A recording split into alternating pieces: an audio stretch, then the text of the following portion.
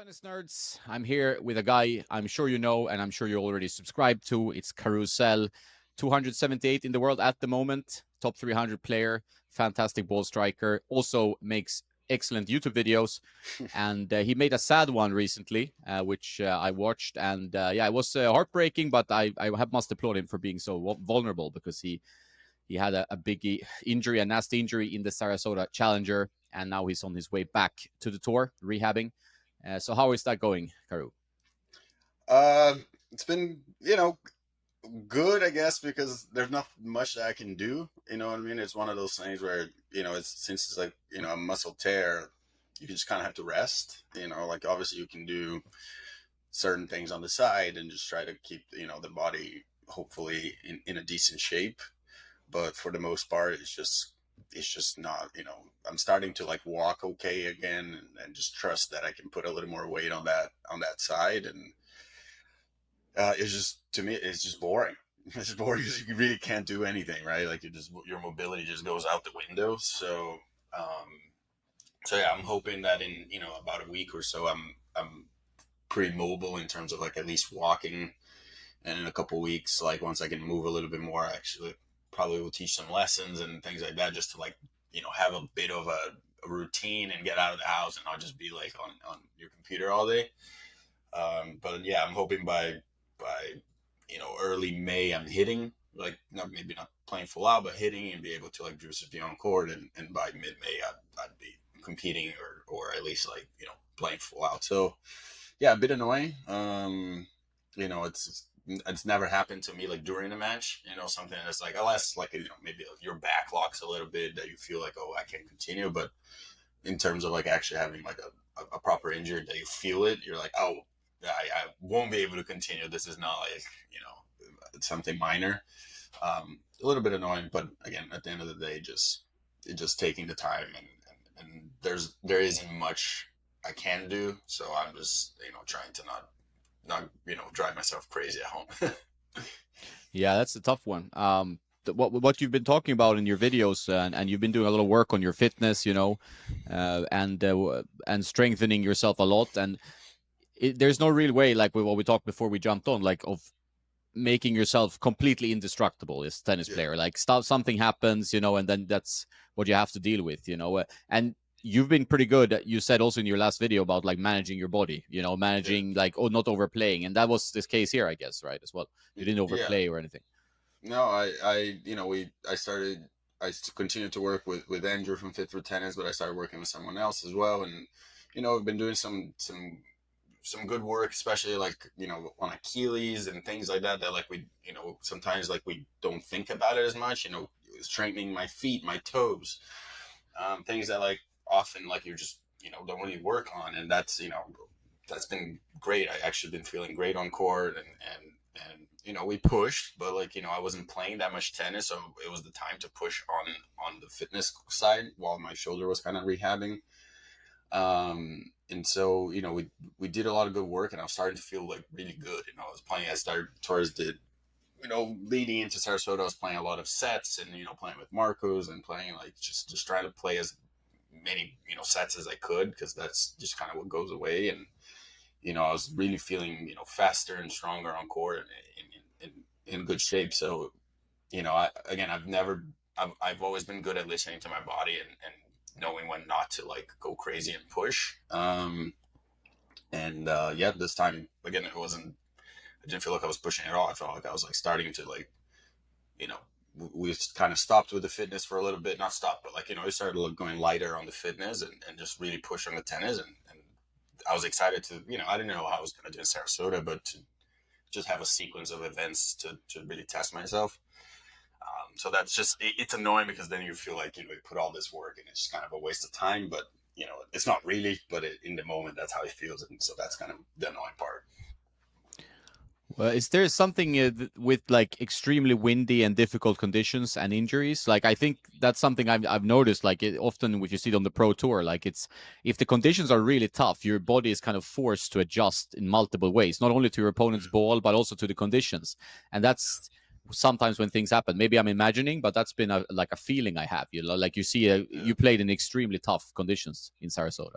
Yeah, that could be it. I wouldn't agree with the correlation with that, but you're obviously, more like weird stuff happens. A bad bounce that might, like, you might make a weird push or something happens that, it doesn't play sort of at the rhythm that you're used to be playing to playing the game. And so, yeah, I think that can happen. I mean, you can, easily miss hit a shot and, you hit the frame and all of a sudden, like, maybe your wrist pops or something like that. That stuff can happen. So, but again, with this like on court injuries, I think they're just usually so freaky, and that's just like not much that you can prepare for. Like, there's no warning. Like, my shoulder, I was like, it's, it's been a bit painful. I can manage it, and then it just sort of gets to a point. It's like, okay, I really need to like stop it for a little while. But this is just you can prepare for it, which is kind of annoying. But again, I guess it's all part of this whole thing, right? So you just kind of have to deal with it.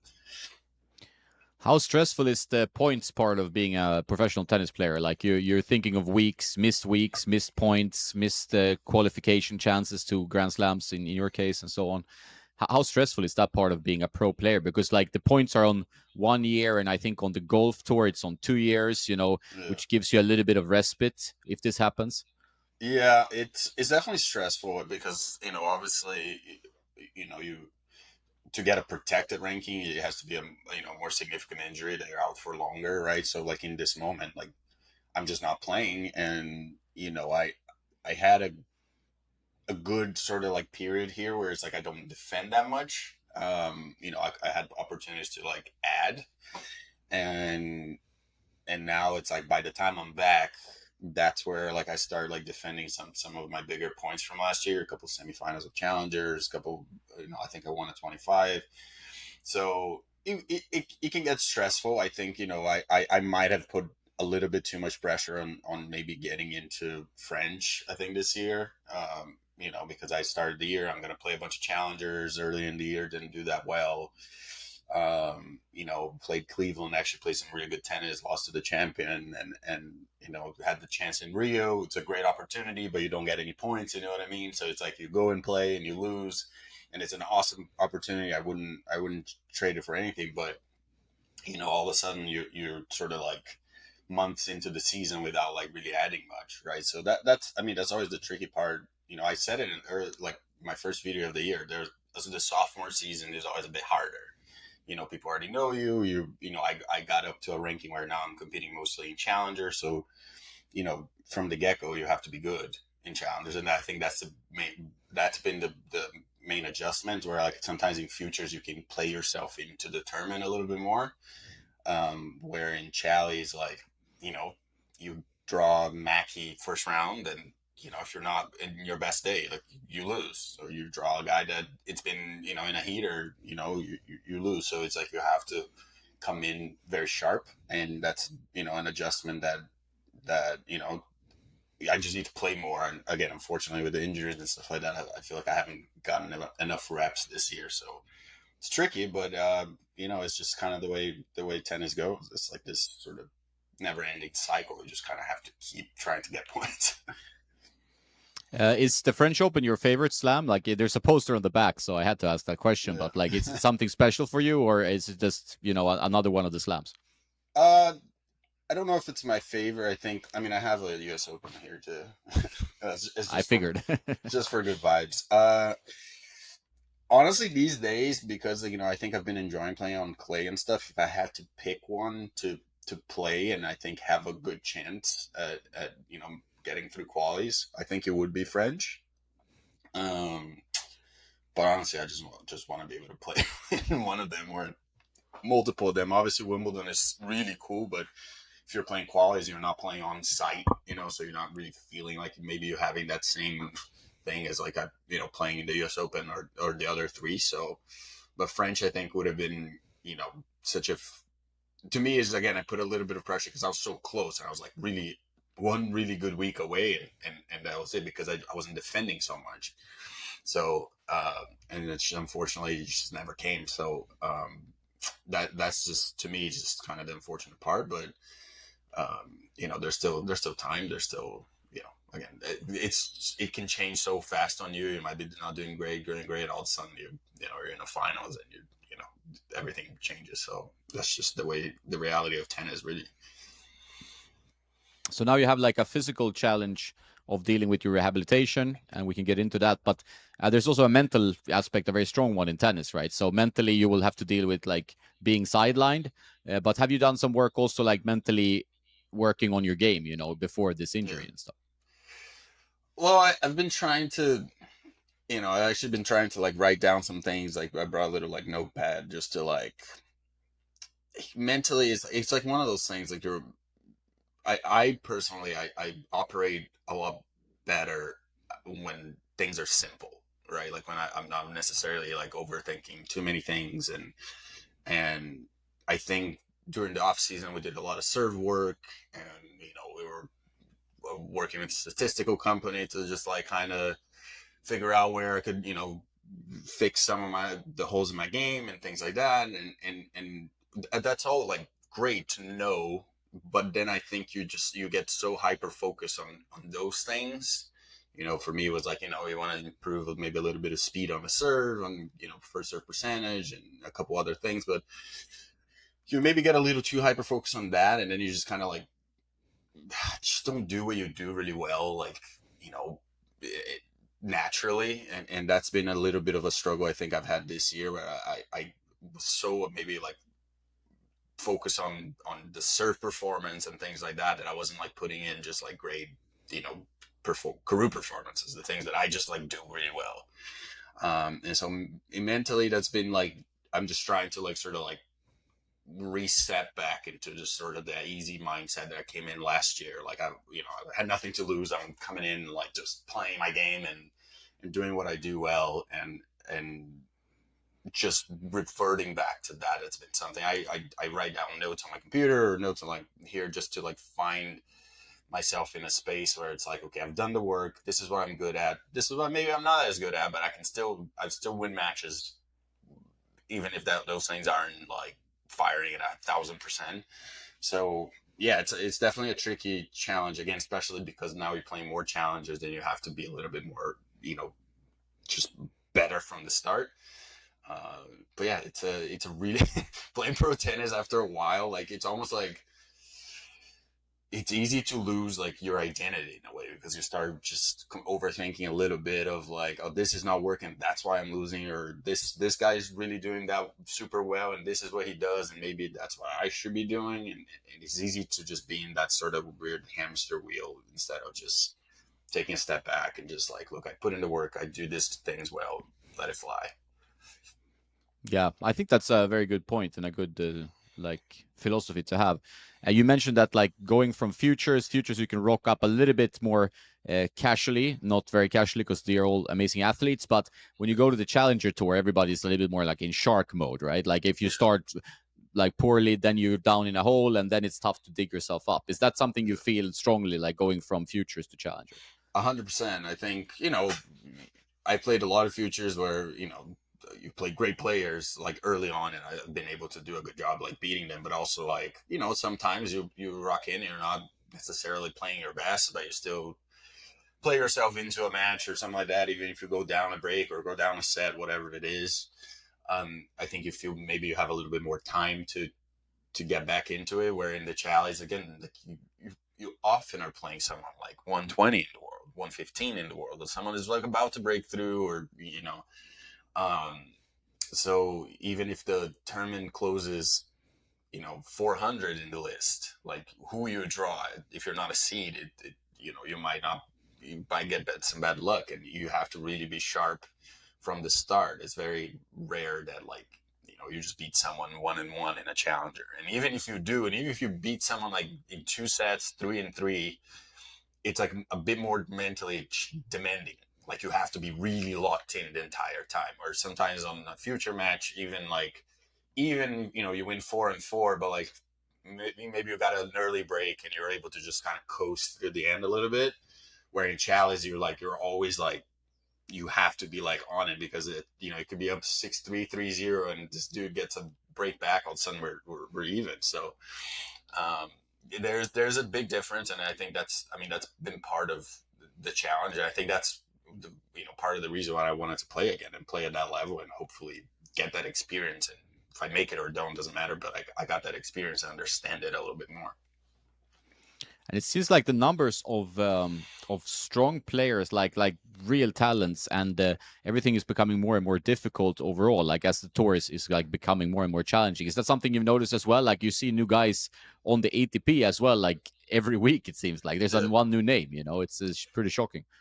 I think the depth of like talent has grown significantly in the last 10 8 years or something like that. I do think like any guy who is in the top 300 350, you put them to play a guy 80 in the world, like to me it depends a lot on form, I'm you much rather play a guy 80 in the world who's on a 6 match losing streak than a guy 200 in the world who just like ripped the challenger. Like that for sure is a big thing. And so obviously with the point distribution, the funnel that it's created now, I think that you have a lot of players who have like top 100 caliber playing in the challenger tour, not being able to maybe get enough consistent results on the challenger tour to get through it. And but you look at a guy like Brooksby who is barely winning matches in challengers, and he goes out and wins a 250. A Mensick loses in the semis of a challenger, wins a 500, wins a thousand.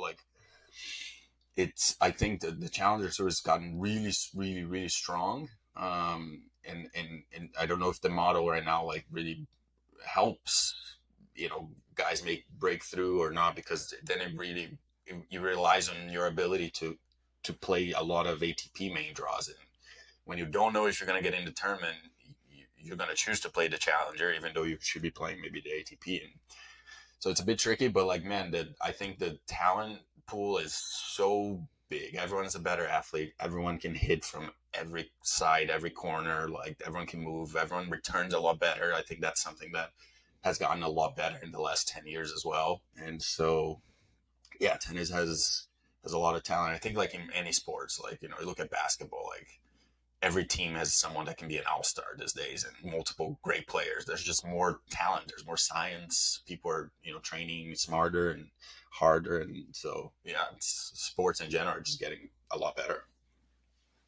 You mentioned before that you did some work with like data analysis and like looking at the data to try to improve your game, and that seems like it's becoming more and more commonplace. Did you learn something from that besides like maybe getting into too much in your own head, which is kind of common? You start Yeah. overthinking the details.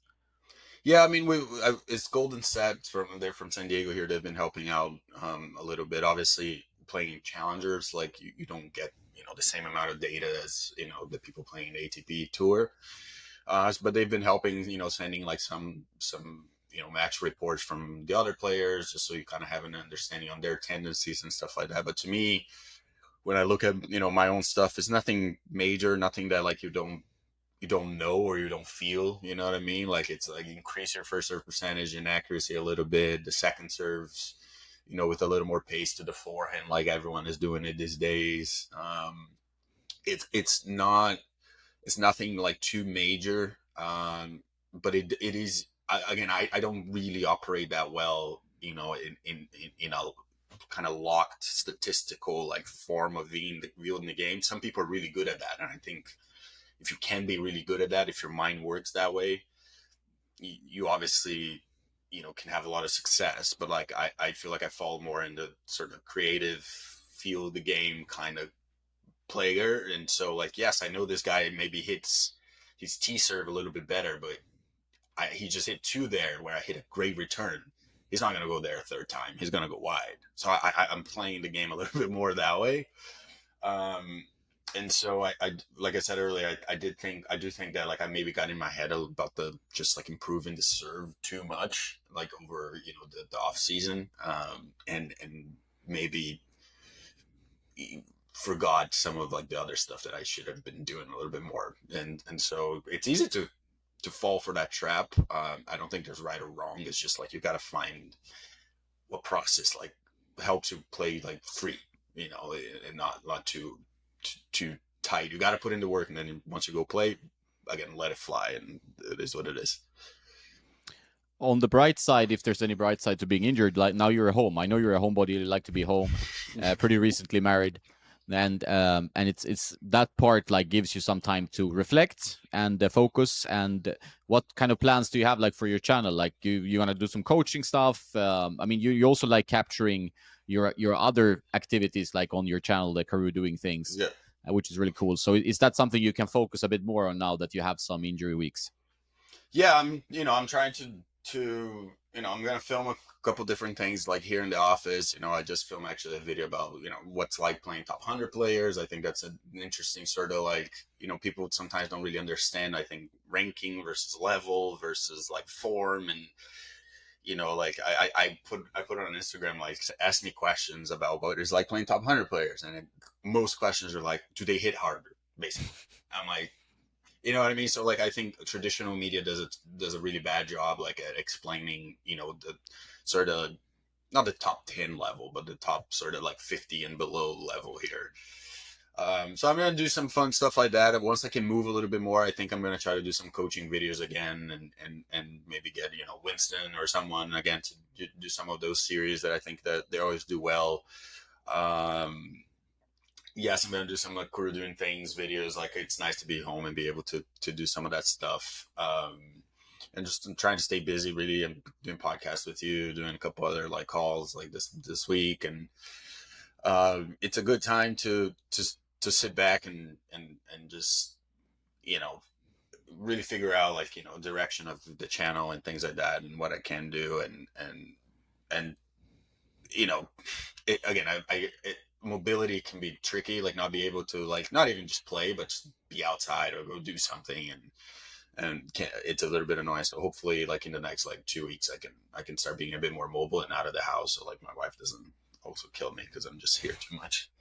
But yeah, I'm just getting creative with whatever. I'm gonna post like I think tomorrow a video with practicing with Mark Lajal that I practiced in Sarasota. So like just go through my hard drive. Maybe there's something here that I haven't posted before or something like that. So it should be all right. Do what does your kind of rehabilitation like what does it mean for you? Like do you have a good physio you go to every day? Do you like what does it look like? At the moment, no, not really. Because again, it's such a I've done physio for many times, and I think right now it's like I'm actually using just like going to use the Norm Attack, to just like increase blood flow down there, and just go back to like doing some fitness. Obviously not using my legs and stuff, but like keep straining core. Yeah, that's kind of all you do in PT at this moment. You obviously some massages and things like that, but as it's just a muscle tear that just needs to rest. Like I'm just kind of trying not to do much really, and that's all it is. I'm not seeing a physio every day because I don't really think like it would do much. Like it would help for sure, but it's one of those things I think like it's just gonna take care of itself as I straighten and other things and take and rest. So that's kind of all I'm doing. Some you know ice, cold therapy, hot therapy, things like that. Just making sure everything is like okay. But you've been around so much that like at some point you're like, yeah, I kind of know what I have to do here. I don't really need to do anything. Yeah, makes sense. So when it comes to the pro tour, I mean, you have many friends there, many followers, or we're in the same niche. What do you follow now? Like the ATP tour, the Challenger tour, or do you take like a little bit of a break from watching tennis? You definitely see stuff on social media, but I delete like all the apps. I don't have like Resultina and like all those like the ATP app, just because I find myself then just the results of like some future in like Japan or something. I'm like I don't need this right now. So I am trying to like step out of it as much as I can. Like I've enjoyed. I think Monte Carlo is always an enjoyable event because it's so quick. The action is just happening, so I like the 1 week Masters because that is just it just feels like every day there's just like good stuff going on. So that was actually kind of fun to follow. Obviously, Carlos getting back into form is always fun. Um, but no, I definitely will be taking sort of like a step back, and by the time I'm back, I think I'll be very hungry and really into like playing again, and the whole grind of it. So just being away from it like allows you to reset, I think.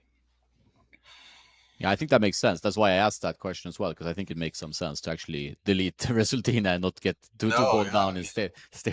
Otherwise, you're just like, oh, this guy's in the semifinal. Oh, like you're just like in your head about it, and you're just like, look, there's nothing I can do for at least like 4 weeks in terms of like competing. So like, why, you know what I mean? Like, even if the draw and some challenger opens up, and you're like, whoa, this guy made it to the final. You're like, I could have made it to the final. It's so easy to start like comparing yourself, and it's just like to me not a healthy thing, and it's something that obviously younger players are so bad at, right? Like they're looking at these days. I'm sure they're like looking at everyone's UTR and all day long. It's like, well, this guy's UTR just went up like 0.004.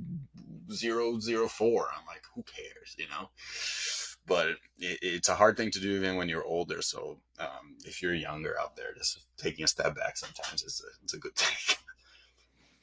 Yeah, the phone is it's a crazy machine, right? Like you have to limit yourself from overusing it, and making sure that you're not get bogged down in these mini games, whether it's watching Resultina or looking at followers or looking at likes, Oh whatever yeah. you're I mean, doing. it's the same thing, with what we do, right? It's so easy to just get like so caught up in the views, and like recently, like I felt like my channel, like it wasn't like the videos weren't getting like pushed as much as they were before for whatever reason. It was just like one of those where it's like, why is every video I post like 10 out of 10, like for like weeks, like for like a couple months? I was like, it's kind of weird, like, and it stresses you out because it's my job these days, and so it's the same game that we play for points in the ATP. We play for it here as an influencer, and to me it's like it can be a little bit unhealthy that I don't I don't like to participate all the time. Obviously we want to grow, we want to be able to make good videos that a lot of people watch, but at the end of the day, it's so easy to just like be on it all day long, regardless if it's for for as a player or as a content creator. So a little separation is always good. Create a lot, but try not to consume so much. I think that's a good flow. Yeah, I kind of subscribe to that. In terms of like other social media, I mean, your focus is mainly YouTube, right? That's what I Yeah. understand. Like, do you at all worry about TikTok Shorts or Instagram? Like, is that something that you pay a lot of attention to, or no? Um, like maybe shorts a little bit. I've had some, recently I've had some decent videos on Instagram. But to me, I think that the YouTube is, the longer videos to me are just the ones that I enjoy making the most. Um, there's definitely something there on TikTok that you might feel like maybe you're missing out if you're not using it, and people can create like such massive followings there so fast. But it's a bit of a world that I don't fully understand, or don't fully feel like I want to understand. You know what I mean? Like I think my medium is always going to be a little bit longer form. But I do think I'm gonna start doing a little bit better job with some of the short form, and I got some help on that. That they're going to be able to like pump out a little bit more short form content for me. So that's something I'm finally going to be able to do. Um, but yeah, to me, YouTube continues to just be the one place that making the content is like the most rewarding, I think. And also it's more fun to do a long format, in my opinion, like because there's a story. Like the last video Yeah. you did, that was like a 30-minute one, and that becomes almost like a sitcom episode. It's not a funny sitcom in your case, this last one, but at least like it gives you time to really be involved in your journey, and Yeah. that's a bit more rewarding. Maybe I'm just old school, but I doesn't feed the ADHD gene so much.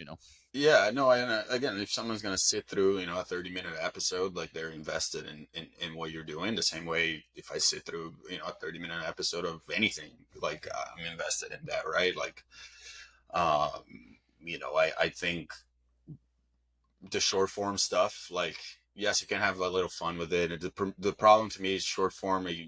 I think you always have to be a little bit like, you have to like try to like create engagement in different ways. It can be a little controversial. Like when I made my video about Roger, that I was like, this is just a silly joke, you know what I mean? And but I knew it was going to be like all these people just like take it serious and like, how can you say that when Novak exists? I'm like, just relax. But those are the things that if you want to play that game and grow, it's almost like the the way to do it. And I don't particularly like that world. I don't like to be just like a take giver on things. There's so much I could just be sitting here like there's news on this or there's news on the PTPA versus something. I could sit down and be like, this is my opinion on everything. But I don't particularly like to do that. It's not really, it doesn't feel like authentic to me in a lot of ways. And so, every once in a while you kind of have to play a little bit of the game, but I just feel like the short form content is more catered towards that world, where with the longer form we can actually try to, tell a story, tell like some, like I'm, as much as it, it can be a little bit, this world of making content can be a little bit like, a little self-centered, a little just like you're always talking about yourself, but like I can only talk about like my experience, right? Like I can't just like go criticize this person or I don't know what they're going through. I don't know what ticks them, what gets them going. So it's like I can only really speak from my experience. And so short form can be tricky when you have to, I feel like, engage bait a little bit. No, it's I resonate 100% with this. I think it's also tricky when you're getting too like into actual stuff. The lifespan of that content is like one day, like that's It's one that's day. generally like that. There's no point in, then you have to do more and more work, and you will have less quality because you're doing more quantity. So Yeah. unless you're growing like a team of like 3 editors and you're just Yeah. chilling there and spitting out content, it's not really a feasible way of living life. I think No. it's difficult. No, it's tricky, and obviously, like, if you're getting, let's say, brand deals and things like that on short form, it's good because you can post more, right? Like, let's say you can post like once a week, and four of those seven are like a brand deal. Like, you obviously can make like more money. I've recently did a couple like brand deals on Instagram that I've never done before, and so like, yes, it's great, but I sometimes watch, and don't get me wrong, I've had a lot of brand deals now on the YouTube channel. I've always, element things like that, where it's like, this video is sponsored by this video is sponsored by that. I enjoy doing that because I enjoy working with these companies, because to me it's like I don't really have to sell you on maybe a subscription or something like that. I can you know make the money by promoting a product that I really use, and if you want to skip through it, or don't buy it, like, that doesn't matter. But I can continue to make content for free, right? I don't have to put anything behind a paid wall. But I often see like, but at least like it's just a small portion of the video, right? Like you're still watching like a video. Where I think sometimes on short form, like you see, some accounts that have a lot of followers, but like I feel like every post is just like an ad for something, or just like, oh, Wilson brought me to this experience. I'm like, okay, like, but it's like I don't know, like I don't know what you want me to do with this. And so, again, to me, it's just it's a place where you can post like some fun stuff and have some fun with it. But I just feel like the amount of work I have to put on for a short video, like, it doesn't really do much for me. You mentioned getting help on the short form, but you still edit your long form content like yourself, or? Yeah. Well, I've had an editor now for a while, and we sort of, I'll edit most of it. I'll edit like, I'll cut out all the dead stuff. I'm the one choosing most of the stuff, and then she just comes in and really cleans it up. If I do a short, like if I do a more talking head video, she does a great job, like, adding, B-roll or text and any transitions that like keep the video a little bit more dynamic. I have it very, to me, editing like a vlog is very easy, because it's just like I'm just sort of going like in a timeline of things, and then I just pick like whatever makes the most sense in like sort of the story I'm telling. But sometimes when you just do a big talking head video and you're talking about different things, and you have to like populate that video with like, you know, b-roll and text and showing examples of what you're saying, that can be a lot more time consuming. So that's like when the editor comes in and does a great job. She also cuts like a, you know, a little bit of like my short form. So I'm still like, you know, we do like, you know, I'd say she does like maybe more work than I do, but there are certain videos where I just like I couldn't give to anybody. You know, like this last video, I couldn't really give that video to anybody to edit. I had to be the one who edited that because, you know, I sort of went through that week, and like I said in that video, I was like, I wanted to make a bigger vlog. I wanted to be not necessarily just about the match, but about the week, about this like sort of like I'm chasing French Open kind of thing. So you have to be the one who edits. And but again, I always, even if I finish an edit that I'm like, oh, this is a great edit and I did everything, I'll still probably send it to her and maybe like add a little text here, add a little something here. So yeah, it's a it's tricky. It's tricky to like, you know, maybe give away the editing part because like you're the one who's living it, and you know you want to make that the best, the most honest thing that for that week, I guess. Yeah, I completely relate. Like I've tried editors, but like for the vlogs, especially, I like doing them myself. I don't do as many Yeah. vlogs, of course, but if I'm on a trip or something, I know the story I want to tell, or like if it's something funny that happened.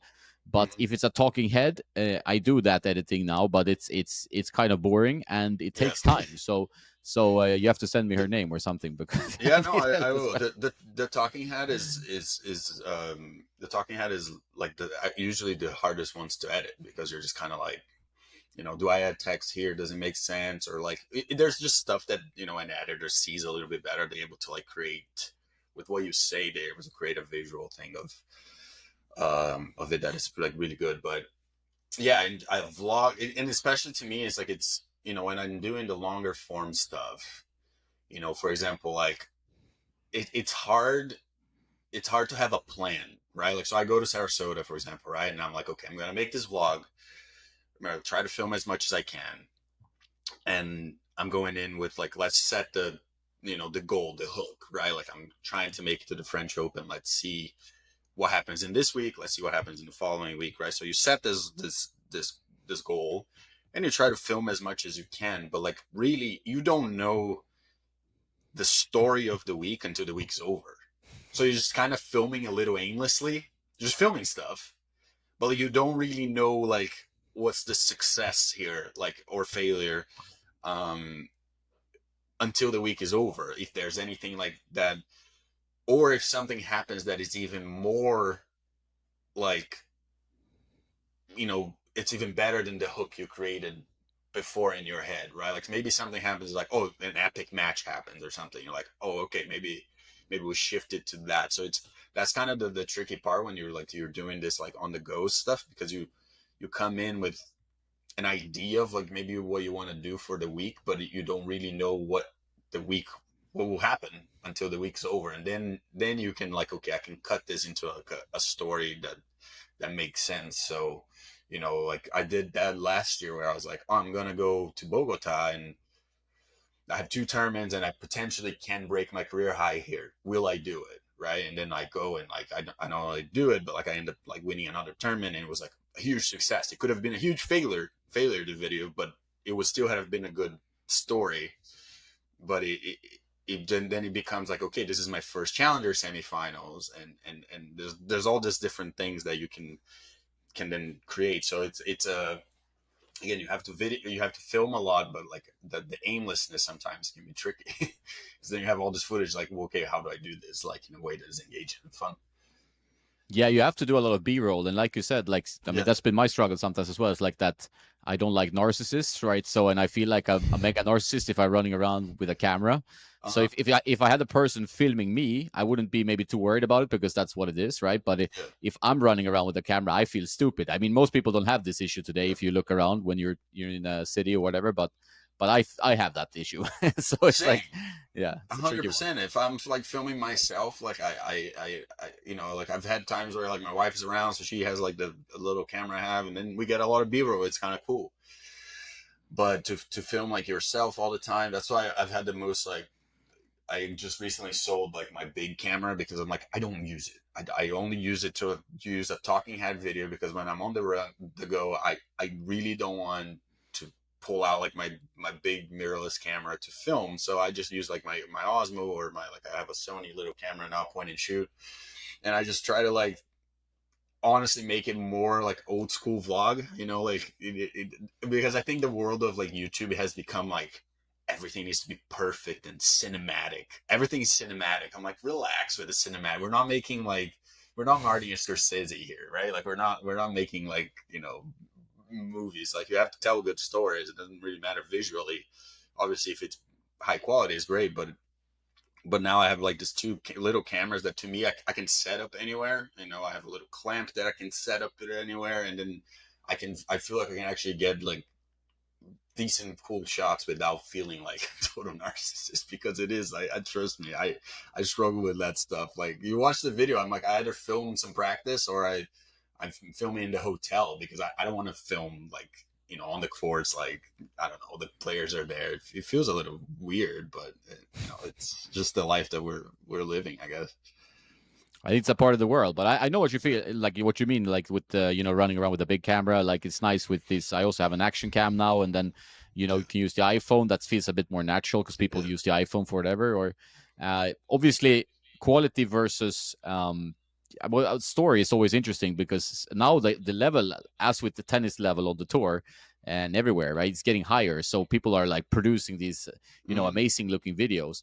But I think for most people, and for me, I mean, I'm watching a lot of YouTube myself. Like I have my not within tennis usually, but yeah. like I'm watching other stuff, and I kind of like it raw. I don't like it Mm, overproduced. I don't. I feel like okay, this is Netflix. I don't need to watch yeah. Netflix. Then I would watch Netflix. So, No, that's exactly. I think there was a period there of YouTube where like some people came into YouTube like really upping the quality. You know, like some, the Peter McKinnons of the world. Like back in the day, they're doing awesome B rolls of like, you know, coffee grinding and things like that. And I think people really got into that. And there's so many good filmmakers. People are so good at using a camera, creating like short films and things like that. That looks amazing. Don't get me wrong. I think there's really really like there's this guy I just found his channel. It's called Ultra Sharp Films, and he does like just like tutorials of like of, you know, how to shoot things better and whatever.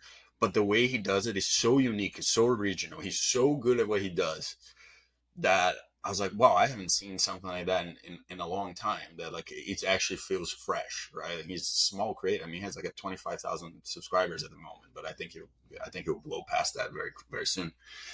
But I do think there's been like a bit of a shift back to sort of like people want a little bit more like less produced, more like raw content. To me, I think the hardest part is always like I use my DJI Osmo a lot in the pocket because I can use the wireless mic, and getting good audio is always so difficult. You know, if you're having to like sync audio and things like that. So the Osmo I was always receiving good audio. So I end up just shooting on that a lot because it gets the best audio. Like I can deal with bad quality video. Like you can figure it out, you know, B-roll, but like you can, if you mess up audio, there's nothing to do. So I think that's the main thing. Like actually getting good audio is the hardest part, especially yeah, on the go, always. when you're on the go, right? Like here we have, you know, we set up our mic and it's great, whatever. But on the go, it's very hard to get good audio. Yeah, I agree. I think that's true for most people. Like, I mean, I sometimes listen more to YouTube than I watch. Like Mm, you just put on something and you're kind of listening to what they're saying, but you're not actually watching the footage. It's exactly. like a more of a talking head thing, or so. Do you have any other channels that you watch that are like outside tennis? I guess you're not watching a lot of tennis on YouTube.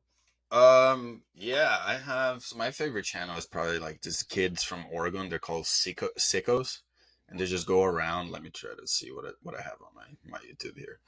They're just like they've just been going around just doing like, you know, like they grew up like in the mountains. They're all skiers and kiteboarders, and they just started doing videos about, you know, different, you know, sports, and now they work with Red Bull, and they get all the best athletes in the channel, and they're just like, you know, they're just young kids in their 20s just living it. They're like, we're sending it. They're in Croatia one week, they're in Switzerland the other week. They're like, so they're I just like enjoyed that stuff. I watch a lot of car YouTube and tech YouTube, and um What else do I have these days? But yeah, just kind of the usual stuff. I love some old school vlogs still, like from like guys that when Peter posts or when Casey Neistat posts stuff like that. But I'm trying to like limit my watch time on YouTube as well. To be honest, like not be on it too much.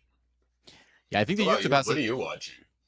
Yeah, it's a good question. No, I watch a little bit of everything. Like tech, I watch a bit if there's something that could be interesting, from the biggest one, like it could be Marcus Brownlee or like Mr. Yeah, Who's the Boss or whatever. But I'm not super tech guy. I watch chess because I used to play chess kind of semi-professionally, so I keep up to that's like cool. if there's some streaming, just keeping up with that. And I watch some tennis, a lot of like some guitar, music theory. I write music and sing, right? So that's my passion. Besides, tennis is now a job, so this is kind of what I try to do. Like I love that. uh, yeah. So I it's get a like a lot of. I watch a lot mix. of weirdly like. I get a lot of. I for whatever reason I enjoy watching drum covers. Oh, I that's don't know cool. why. I I know don't know which ones why. you're watching. Yeah, I just like go and I listen to a song and I'm like, that was like some good drumming, and then I'm like, I want to see someone do that, and then you watch like some people like doing drum covers and stuff like that. So I get a lot of recommendations on that. I've been getting a lot of recommendations.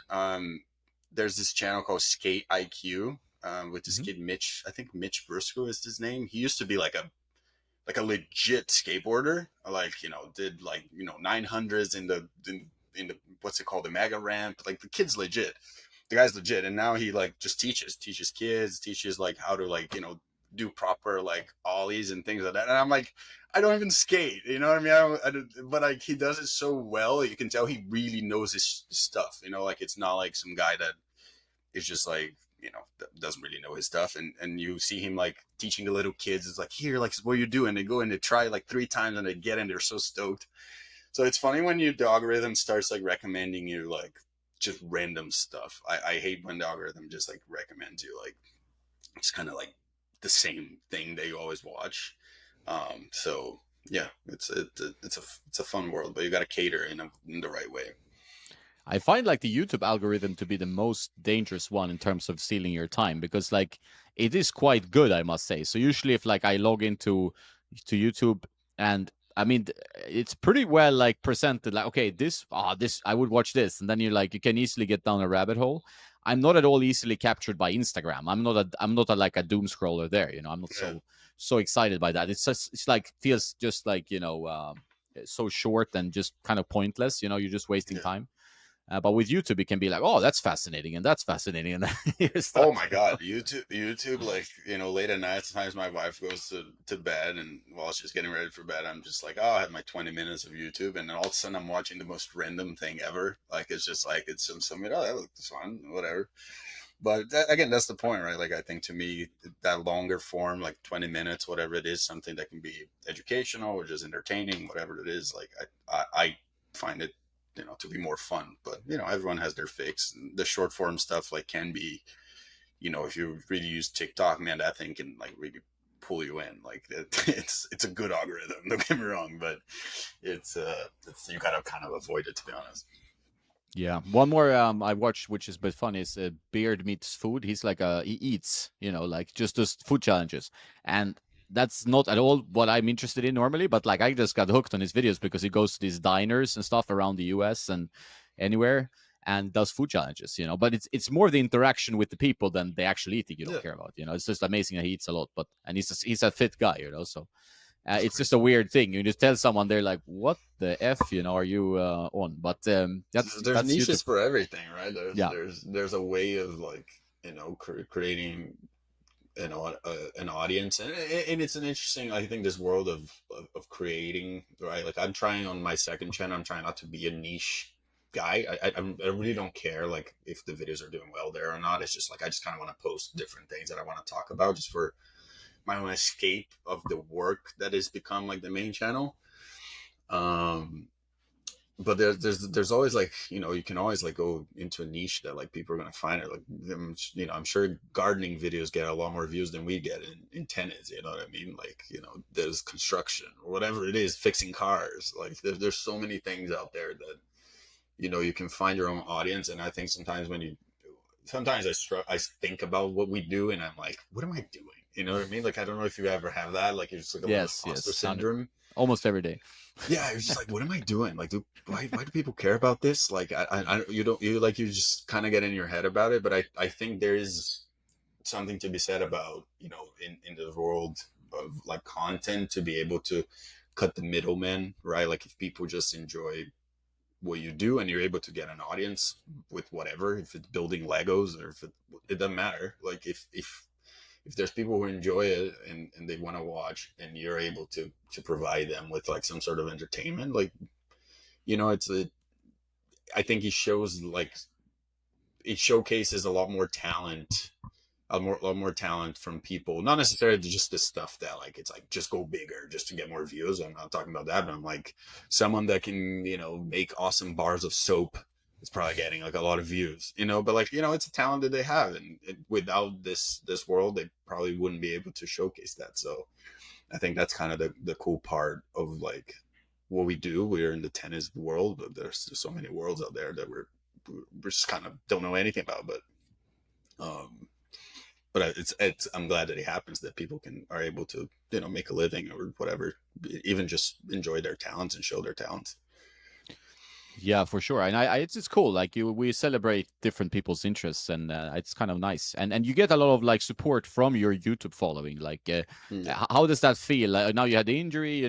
I'm sure people were really like sympathetic. I checked some of the comments because I was. It feels like you have a pretty strong like fan base and not so yeah, many trolls over there. yeah, yeah. No, it was really. Um, I wouldn't say surprising. I thought, obviously, like, for the most part, I think I have a cool, strong following of people who, are supportive, are interested in my story. But it was really like, whoa, like, this was like, it was very, very cool to see, how everyone's like behind me, and, they're, um, they were glad that I shared it, like, in the way that I shared, because again, like I said during the videos, like, it's such a weird thing to go and record yourself after something like that happens, right? Like, you don't plan on like crying or making it big. Like, I'm not acting. I'm trying to act there. I'm just like, I just wanted to give a little recap in the moment, because that's the best time to, I guess, film that. And so, but everyone was just so supportive, and so it's nice to see that we have that community, uh, that, I have that community on YouTube, and um, we hopefully, again, this is just sort of part of the story. And so, like, if I can share, I shared a lot of ups and sharing some downs now, some bad luck, and it's all part of the arc of playing sports, of living life, or whatever. So it was really cool. I mean, shout out to all of them, because they were really nice. The people were really nice in the comments, and um, it's not like always like that on the internet, I'd say. So it's that's good to have. Yeah, I think that's nice to see, because I think generally, like, if something happens, like this was a negative thing, I think people are generally more supportive than you think, even on the internet. I think like it's Yeah, very few trolls step out. They kind of stay in the shadows when that yeah, happens. It's more like if you have something positive, they will be like some jealousy. I think the jealousy is worse. When they're like, "Oh, this guy, why does he have 200,000 followers?" Blah blah blah. So yeah, I think this is more. People can relate a bit more to negative things happening, maybe, yeah. and be No, supportive. that's true. I think, like, yeah, when you're doing like, it's kind of, when I made that video about, like, how much money I made or whatever, that video kind of went a little more viral than my typically my videos go. And there was a lot of, you for sure, there was a lot of comments from people that clearly don't follow the channel, probably didn't even watch the video, they just sort of like No. saw the title, the thumb. And it's always that comment. It's like, we just got to win more matches. Oh, like, I'm so tired of like these players wanting more money and blah blah blah. I'm just like, you didn't even listen to what I said. You know what I mean? Like I'm trying to, like, just give, not necessarily just my perspective on this whole thing, but just pull the curtains a little bit on the whole thing. But that, whenever it's like, it's actually funny when your video, I think, does well and reaches like a wider audience. That's when actually you get like weird comments, when it's not your core audience. Like, it's like, it's just being pushed out to more people, and then you get a little bit more negativity. And so I still read comments. I'm not, I shouldn't, but I do think like reading comments sometimes give me like a better like understanding of like the pulse of like what people want to watch and what, what might do well, what might not do well, and in what I'm sharing, to continue to like tell like a good story. So it's not necessarily the best thing to like always like read comments, because you read 100 good ones and you read one bad one and you only remember the bad one. But I think it's important to just kind of have that back and forth with the audience, really. I thought about that, but I think maybe you remember the bad one because there's not that many, right? So I think Yeah, like if you had 100 bad ones, because that's a famous thing we talk about on YouTube all the time, like the bad comment is sticks in your head, but it's because yeah, hopefully, unless you do something really terrible, it's like you're not getting that many bad ones. So you will yeah, remember like, what was this guy? He didn't like my sweater, or he thought I looked like this, or whatever.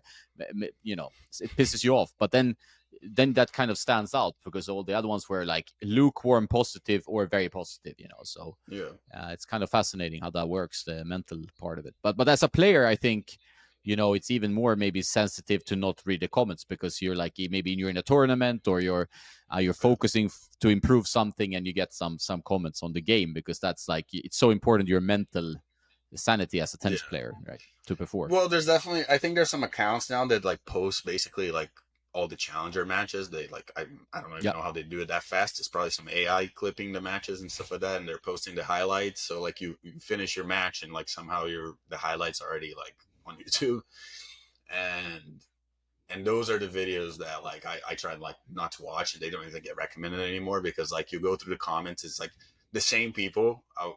When you win it, it's like that's like the best I've seen. Karue definitely top 100 level, blah blah blah blah blah blah.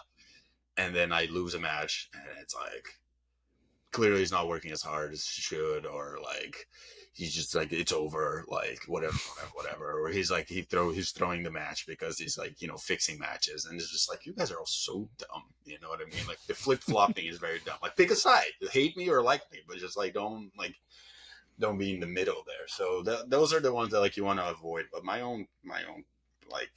Uh, Channel, and like if there's a troll, I troll right back, and I'm like, dude, I'm happy that you're not here. Like you don't have to follow, you don't have to do anything. I'll tell you to go f off if I need to, because like you don't have to be here. You know what I mean? It's like you're not really paying my bills. No, I don't like trolls either. Like I can happily block them or do whatever. I don't really care about that. I don't Yeah, enjoy it because there's no point in like you come to your living room and you're like, and you start yelling. I mean, you wouldn't do that in real life. Why do you do that on the yeah, internet? Like it makes no exactly. sense. It's It's just someone who's suffering from something. yeah. We have to get into the racket change, of course, because this is a Mm-hmm. tennis nerd channel. We do a lot of racket stuff and talk. But you had played with the Percept 100. You had an amazing season, Percept 100D to be exact. And you were testing, considering a little bit when I met you in California in November. Still in the middle of the process, I guess. But then, Mm-hmm. and now you're with Technifiber T-Fi 305S, also 18-19 string pattern. So quite fascinating that. Quite similar in head size. People don't know this, but if you actually the companies list like 98 and 100, but if you don't round them up or down, the T fight is not that much smaller in head size than the Percept. I think like Yeah. it's actually like a 98 point something, so quite fascinating change. How has that process been for you, and how did it kind of come about?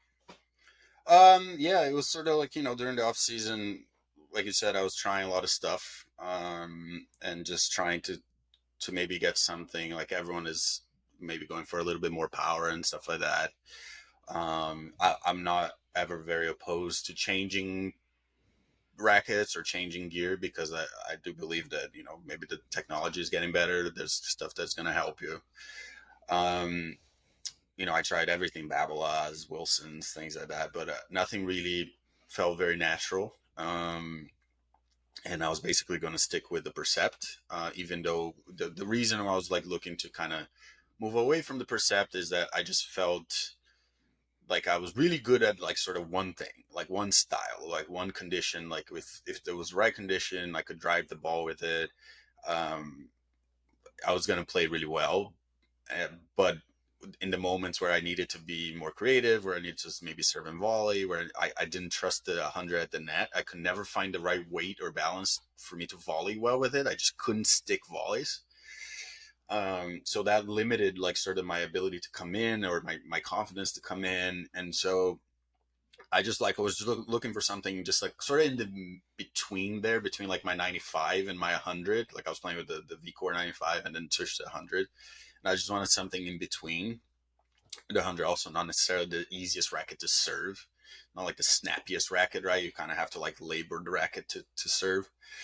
So yeah, just trying to find something like that. Eventually, like really couldn't find anything until basically the last like week and a half of like training, before going to tournaments. And then sort of last second, Technifiber came in and they wanted me to try the 305S, which was actually a very similar spec racket to the 100, right? 305, 1819, just smaller head size. So it was kind of like the perfect, you know, starting point. Um, I trained with it the way it comes like stock form. I liked it. I knew I was like, oh, I can work with this, but like for whatever reason, I always felt like that racket feels a little head heavy. It just comes in like it kind of shoots the ball a little bit more. Like it's weird because it's light, but it feels a little heavy. Like I don't know how to explain it. It's just the way it kind of I felt the racket. So, but I was like, I can work with this, and so I still went to the first couple tournaments with the Percept because it wasn't enough time to change, and then working with Dieter, ended up going to Belgium to work with Dieter Calle to so he could balance the rackets properly, change the grip shape, just put the grip like in a more like normal like head Yonex kind of shape grip because I think the Technifiber shape like they have to like move away from it. I've said it. I told them so yeah. So the first batch of rackets, we made them like very headlight, and then I made some final adjustments. I don't know necessarily the specs, but just to like make it a little bit more modern, more headlight. And now in the second batch of rackets, I made the grip a little thicker, so now it feels a little bit feels like kind of perfect. It's just like that was something I was struggling with my backhand side. Like I couldn't find really my right grip on the backhand side, and now it's like it's kind of perfect. And switching in and then adding a little bit of weight on the head just to like give me a little more stability, a little more plow through.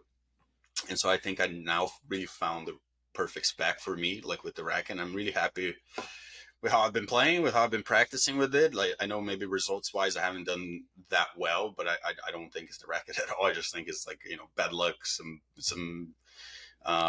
unfortunate injuries here. But I'm looking forward to going back on tour with the racket just being slightly heavier because that's giving me or head heavier because it's giving me a little more depth. I'm trying to I can swing a little, I'd say slower, but just a little bit more smooth and still get like a lot of power and depth and so yeah, it's been good. I'm glad I'm working with them. We're gonna do some stuff. I think I'm gonna be at the French Open qualies week to do some stuff with See you them. there. So yeah, let's do it. Let's do some fun stuff there. So being able to work with a brand and hopefully like evolve the space in working with brands and getting the players on the channel, and that's something that I've moving forward from my just pro career to like my YouTuber career. That's something I really want to do. I want to be able to play and compete against these guys, even if I'm not on tour, and then we can talk about their rackets, we can talk about their products, whatever.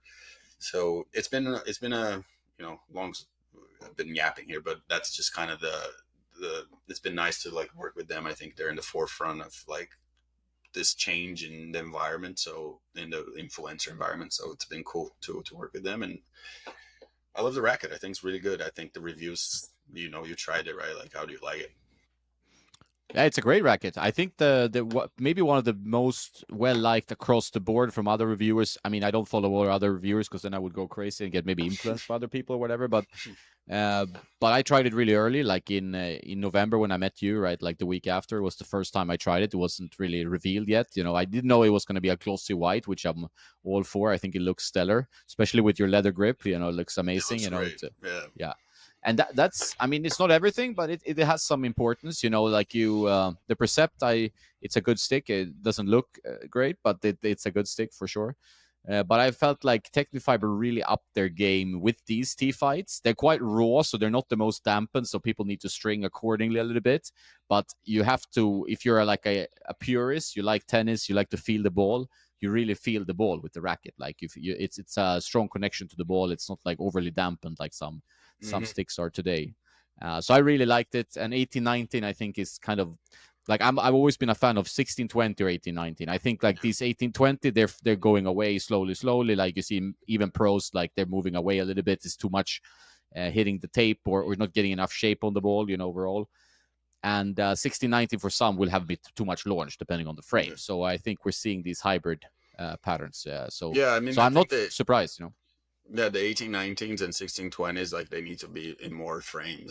Like I think the main thing I couldn't do with Wilson is like I couldn't do with the string patterns. I think like I only had 1820 or 1619 to choose from, and neither one of them really works for me. And so that's the one thing I'm really particular about, like a string pattern. And I think there's so many rackets out there that would be better with, this string, the 1620 or an 1819. Like I think there would be more opportunities, like for, let's say a head, radical at 1620 or 1819. I think it would be a great racket, or a prestige, even like a 1620 prestige or something like that. Just with the patterns that they come in, I'm not able to play with them. So um yeah, I like that Technifiber is like at least experimenting a little bit with some of that. I wish that like even had 100 at 1819, or I think that would have been a good racket too. Yeah, that I was haven't my tried it. feedback to them. Yeah, Yeah, actually, I the, think. the 100 I really liked. I thought it was like quite good power, good stability, but I think it's a little bit too open with 1619. So if they've done that as maybe two models, then for people who like, Yeah, they want the 1619, but also having that in 100, you can even have an 1820 and it performs okay. But in a yeah. 98, like you mentioned, probably the blade you meant with the Wilson, Oh, like an it's like 1820, like it gives you it's nothing. no, it gives you nothing. I know some pros like they use it, but you're seeing like Korda, you're seeing guys now with 1819. I mean, Novak switched to 1819. You're seeing it more and more, and I think it will Yeah, keep on changing, because it's yeah. it's too demanding to play with Even 1820. even the other like line of the Technifibers, is like the TF, I think TF Yeah, 40 or TFX1. whatever. Yeah, yeah. Oh, That's like a T40. Yeah, little, yeah. yeah, the one that is like a little more square, the beam, like it's Hmm. just like a little more like the Percept. I wish they had that one in an 1819 version, because I would have liked to try that one. It's just I know as 1619 I just will not be able to like mentally play with it. Where if they offered that one in an 1819 version, I think they should. I don't think anyone should offer 1820, like unless it's like 100 plus the racket. Like it shouldn't be nothing 1820 like makes any sense anymore. No, it's changing quite a lot around the on the tour, and I think that the tour will then push it maybe out a bit more. But it doesn't mean that all pro. I mean, even like club players, like decent club players, having a 1619, since I think like club players need sometimes more control than you very Yeah, good guys, because they cannot maneuver or swing it fast enough, right? So they need the exactly. control to be able to control the ball. And then when you're like putting in 1619 in a powerful racket, it's just like the ball just shoots out, and then you're seeing people Exactly. missing more. Exactly. No, I think like I think that's just like such a lot of people are trying. A lot of the pros are like trying the Fonseca racket, right? Because it's Yeah, I know. a 1620, but it's 98. I don't really know which model it is. Like you probably know better than me, but I know a lot of players. Even Marcus was kind of curious about it. I'm like, yeah, it would be if Yonex, at the time when I was like switching, was making a 98 1620 the same way that my 95 was a 1620. Like when I switched to the Percept, right, from the 95, I would have just gone to the 98 probably at 1620, but at 1619 I wouldn't. No, this is Or I the 100% 98 agree. at 1819. I would have done that too. But the only offerings that like Yonex had at the time was a 1620 95 or an 1819 100, right? And so I don't love both of those, the middle options, right? The 97 at 1820, I can't really use that. The 1619 as well. So I think the brands would do do so much better if they kept doing like 1620s and 1819s. I think that would just be making way more sense. Yeah, I'm a bit surprised that 1820 is still going strong, like that they're making it for the retail market, because even having like these super heavy 97H for if you talk about Yonex, like Sure. Percept 97H is 330 grams unstrung. Like you don't need to sell that to like anyone. It's fine. Like if you're a Exactly. pro and you want to play a super heavy racket, like you can customize it, like get a Yeah. customizer like you did, right? But if you're a rec player, I think it's gonna be a Yeah, who's tricky gonna play one. with that racket? Like, like because Marcos is like the 97 D, right? The H, 1820, yeah. 1820, yeah, D, which is Yeah. comes in 320 unstrung. I mean, that's a good amount of weight, and that doesn't leave you a lot of room to like customize it. Right? Like a racket that's 300 grams, you can add 15 grams to it, but really customize it your own way. A racket that's 320, you add another 15 grams. Doesn't matter what you do, it's still gonna feel, I think, a little bit too heavy. And Yeah. like, who has also the knowledge to customize that, um, like on their own? So don't get me wrong, all those rackets, they're perfectly fine. They're all good sticks. But I do think like for the more, if I was running some of these companies, like I'd be doing things maybe a little bit differently. Yep. Which I actually 100%. think like Tangen Fiber is doing a good job. Like they're like, like we got, we got like multiple of these like 305s, 300s. They're coming in at a good weight, and there's some different like string patterns from different kinds of players. And if you want a little more pop, maybe you play with the EGA version. If you want a little bit more control, you play with mine and all that. So it's like it's like it's a weird market, but there's definitely, I think they could be offering more string pattern options for sure. Yeah, 100%. And kudos to Technifiber because I think also they're talking about being the player centric company, and I did have Patrice Chabrel, who's their like engineer, on the pod earlier, and I must say like, and I met them also in Rotterdam, and they're doing a good job, like getting you is a great step in the right direction, but also working with influencers overall, right? And giving making their players a little bit more active in the social media thing, Yeah, because I think sometimes the companies miss a good opportunity to activate either content people, the right content people, but and also their players. They don't yeah. really find a good way of activating them in a positive It's a manner. tricky thing. It's definitely a tricky thing because I think that the brands, especially when I speak to Technifiber, the brands are starting to see it, and I think they're they're probably more open to the ideas. But now you're having to deal with the player's agent, and the whole like, well, he's at a tournament, he doesn't want to be bothered, and like, what I mean, he does like the 1 hour of media that has to do for the week, and they don't want to be bothered. They don't want to be in.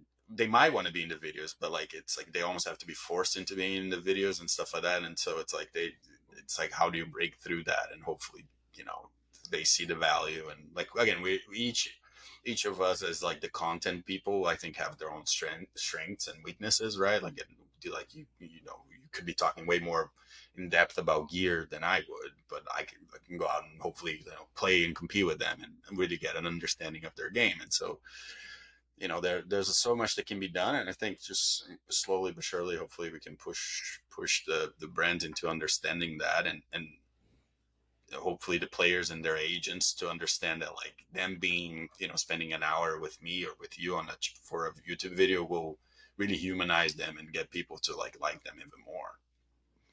Yeah, it's a challenging one because like I've been to some events with players like organized by brands, and it's tricky because you do notice that like the players, they're fine, to hang out, whatever. Like I know several like ATP pretty high ranking pros, and they're really nice guys, pretty easygoing. Not all of them, Mm-hmm. but then when the brands keep pushing like long events, I understand. Like they want to be at home chilling with their girlfriend, like we're at the hotel room, like in the gym, Yeah, whatever, and the brand is forcing them like a 3 hour thing, and I understand that's uncomfortable. Like that's, I wouldn't yeah, like that either, right? So yeah, you have to find the balance, like where you really listen to the player, and you also try to find the optimal way of using their time, so it's not like a yeah. wasting their time. Exactly, and I think it's especially tricky during a tournament or preparing for the matches, the day off. They really want to be doing something like that, but again, I think the brands in themselves have to like start being. I mean, we're paying you money for this, right? Like, and we have to be able to like direct you into certain places without much. Like, I'm not saying like you're gonna be with 4 hours with me on court. I'm just saying like they'll gain more by being you know, on YouTube channels than by, shooting a commercial. Spending 3 hours shooting a commercial that no one's gonna watch versus 3 hours that you cycle through a few YouTubers and we each make our own videos and there's no work for the brand and for the player. It's just besides being there. So yeah, it will take a bit of time, but I think like if we look at golf, like I think we can hopefully try to follow the same route and get there. Yeah. Talking about golf, you enjoyed watching Rory take I the did, man. Masters. That was a stressful freaking 4 hours, man. Holy Yeah. crap, he made that difficult. Like on 13, I'm like, oh, we're done. It's over. He's up 4. Like we're chilling, and he somehow like just toes a wedge into the water. I was like, Rory, are you kidding me right now? And then the same at 18, I'm like, just throw a little wedge in the middle of the green, 2 putts. Let's get out of here. He made that hard, dude. He made that really hard. But I made myself a day here. I was just I didn't miss a shot. It was a it's the silver lining of like being injured. I literally watched so much golf this week. Now I want to golf, but I can't because I still can't.